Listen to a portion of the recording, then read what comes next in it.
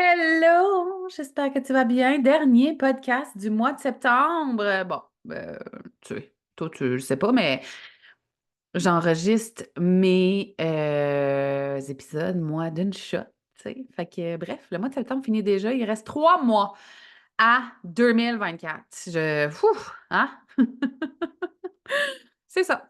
C'est ça. De mon côté, en fait, il y a plein de belles choses qui s'en viennent. Fait que je vais te teaser un peu. En octobre, il y aura le lancement de mon tout nouveau membership et ce sera de la bombe, OK? Ce sera pas genre un membership que tu es dedans et que tu n'as pas de contenu à aller chercher là-dedans. En fait, le membership Uncheckable, j'ai créé du contenu spécifiquement pour le membership. Ce sera, ma foi, the place to be, honnêtement. Tu vas avoir accès à tout le parcours Évolution, qui est un programme de développement personnel parce que c'est tellement important dans ton parcours d'entrepreneur. Tu vas avoir accès à différents templates pour ta structure business, à des masterclass exclusives du genre les carousels magnétiques. Tu vas avoir accès à un document de entre 20 et 30 pages, je ne me rappelle pas, de stories pour connecter avec ton audience, pour vendre, à un document avec mes 25 meilleures stratégies pour vendre. Tu vas avoir accès à de la planification de contenu trimestriel avec moi, à des Q&A à chaque mois pour venir me montrer ton contenu, tes pages de vente, tes infolettes pour que je t'aide, pour que je les commente. Il va y avoir du stock, là, genre ma liste sur une feuille, là, elle est extrêmement longue.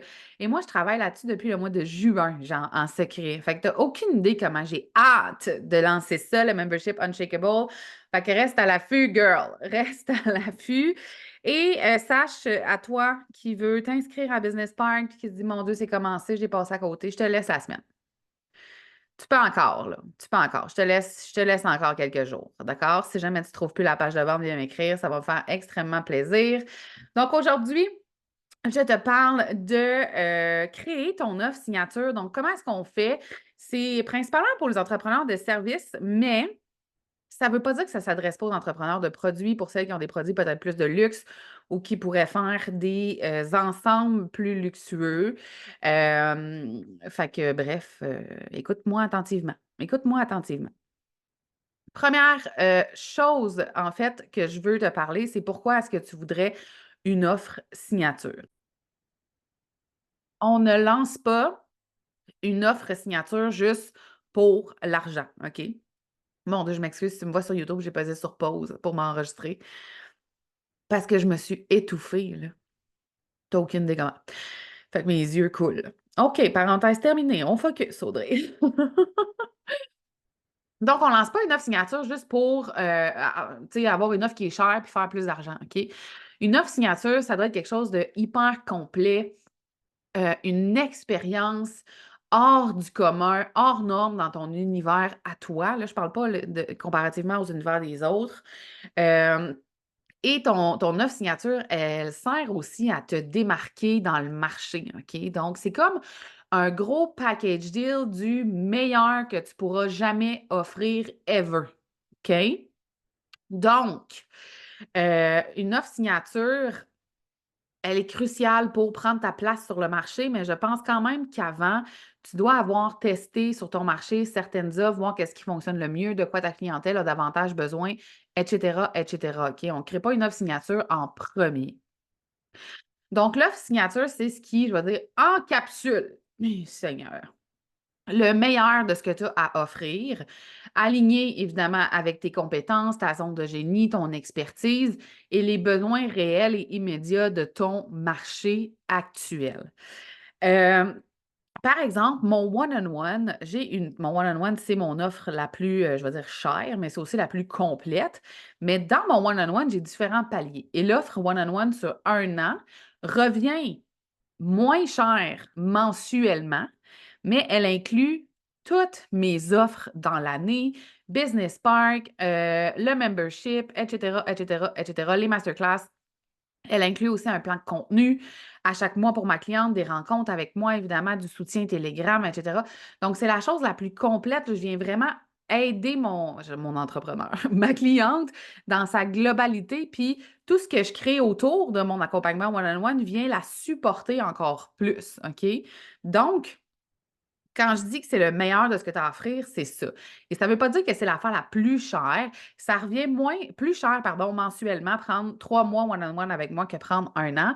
Par contre, les gens qui s'engagent sur un an sont des gens souvent plus engagés dans leur business, qui ont peut-être plus de temps, plus d'espace en ce moment pour justement s'investir all-in, aller chercher des résultats plus rapidement.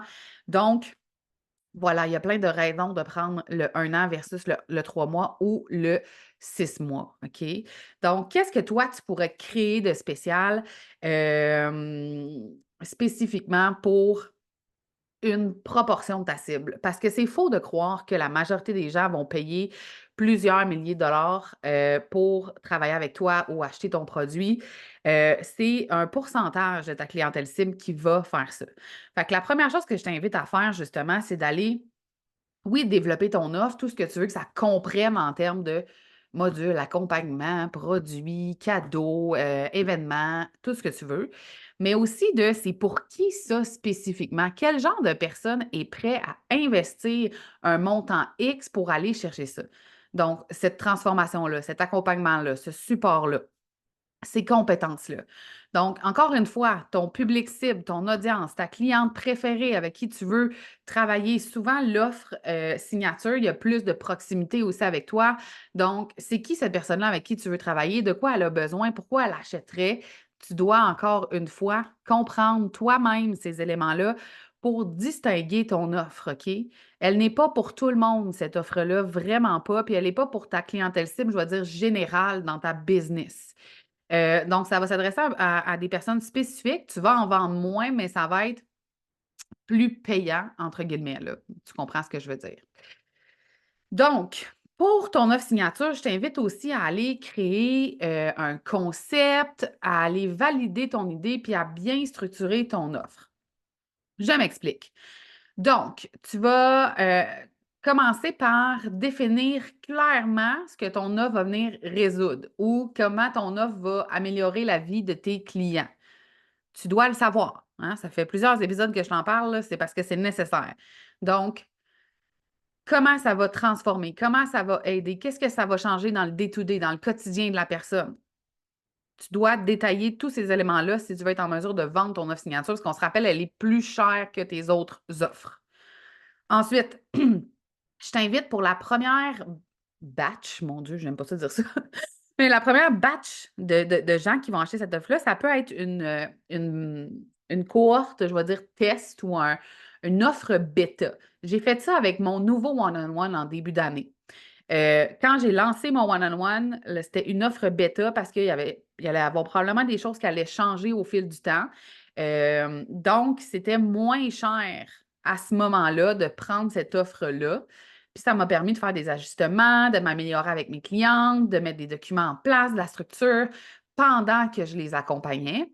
Et ben, je suis allée récolter des témoignages aussi de ces personnes-là pendant ce temps-là. Donc, quand je l'ai lancé à plus grande échelle, ben là, j'avais déjà des preuves à l'appui aussi que ça fonctionnait. Donc, va tester ton idée auprès d'un petit groupe cible pour aller recueillir des feedbacks aussi, pour avoir des témoignages, pour pouvoir peaufiner ton offre. C'est hyper important.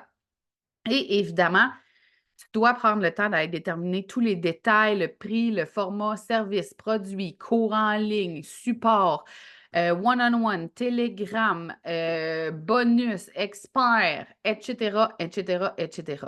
Quand tu as une offre signature, ce que tu dois comprendre, c'est que la valeur perçue doit être grande. Et quand je dis perçue, c'est que la valeur réelle doit être grande aussi, là, on s'entend, mais quand on va te lire, quand on va t'écouter en parler, on doit se dire: «Oh my God, j'en ai vraiment pour mon argent». Fait qu'assure-toi d'avoir des assises solides pour cette offre-là. Tu peux t'entourer d'experts, pour venir t'aider, te supporter. Tu vois, moi, j'ai un livre, je vais te le montrer, hein. J'ai écrit un livre dans la vie, moi. Je l'oublie tout le temps. Puis à chaque fois que je lance quelque chose à la fin, je me dis: «Ah crime, j'aurais pu donner mon livre en bonus». Qui est ton super pouvoir, c'est toi. Si jamais tu ne l'as pas lu, il est disponible sur Amazon. C'est un petit livre de développement personnel d'une centaine de pages, là. Donc voilà, voilà, voilà. C'est le genre de choses auxquelles je ne pense pas suffisamment. Ça pourrait être offert en cadeau d'emblée, OK? Donc, assure-toi d'inclure tout ça, de vraiment bien le détailler. Ensuite, quand c'est le moment de lancer ton offre, évidemment, Ça va te prendre une stratégie qui est différente des offres qui sont un peu plus low ticket ou moins chères ou medium ticket, là. Mais assure-toi d'avoir un branding qui est aligné avec cette offre-là, d'avoir des témoignages, du storytelling. Mon Dieu, je suis tellement désolée. C'est les allergies de l'automne, gang. Euh, Ça dépend aussi de si tu vas choisir de fonctionner en cohorte ou pas. Si c'est une cohorte, puis que c'est un prix plus élevé, c'est possible que tu doives ajuster tes modalités de paiement, que ton lancement doive durer un peu plus longtemps.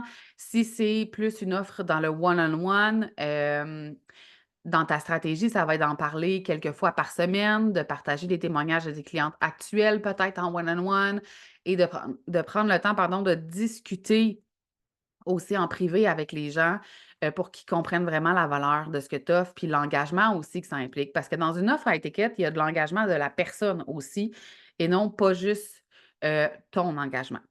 Donc, c'est important que tu comprennes que l'offre à étiquette, OK, c'est une expérience différente que tu fais vivre aux gens. C'est une offre VIP. C'est d'aller faire sentir la personne comme étant spéciale, unique. Puis, tu sais, c'est pas juste de la faire sentir, là, c'est l'expérience qu'elle va vivre. Elle est au-delà de ce que tu offres partout ailleurs dans ton univers. Essaie de te distinguer avec peut-être des choses qui ne sont pas offertes dans ton marché. Puis, tu sais, ton offre high ticket, ça peut être 1 000 là, la première fois, tu comprends? High ticket, c'est pas toujours 20 000 là, d'accord? D'accord? Mais tu dois savoir te distinguer, tu dois venir englober, en fait, toutes, ben pas toutes, là, mais toutes les problématiques dans ton champ d'expertise, évidemment, de ta cliente pour qu'elle ait le plus grand support possible et travaille sur ta valeur perçue. C'est exactement ça que je fais dans le membership. Je vais t'inviter quand il va être sorti à aller voir la page de vente du membership. Le membership, j'ai tellement mis de choses dedans, puis j'ai tellement créé du contenu spécifiquement pour le membership et c'était volontaire. C'était pour que quand tu vas t'inscrire, tu comprennes que pour le prix mensuel que tu as, qui est vraiment bas, ben Chris, tu as de la valeur puis tu as de la vraie, de vraie valeur.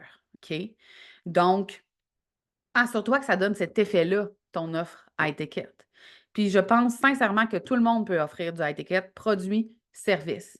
Il faut juste que tu prennes le temps de bien comprendre la personne à qui tu parles, que tu vois comment tu peux la soutenir encore plus, puis comment tu peux l'amener à avoir les résultats, les sentiments, les désirs qu'elle veut le plus rapidement possible, avec quels outils, puis comment tu peux la supporter.